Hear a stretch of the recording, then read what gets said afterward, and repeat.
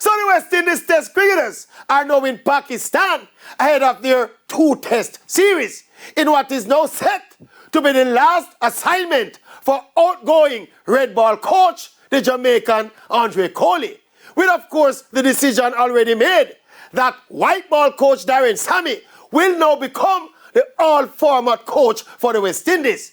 And let us not even try to pretend that small island versus big island insularity is not still active in West Indies cricket. It's one of the many factors crippling any potential for progress in the regional game.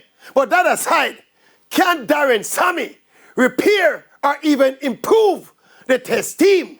Now, first of all, Sammy is a motivator / cheerleader of a coach. And right now, West Indies cricket don't need a cheerleader.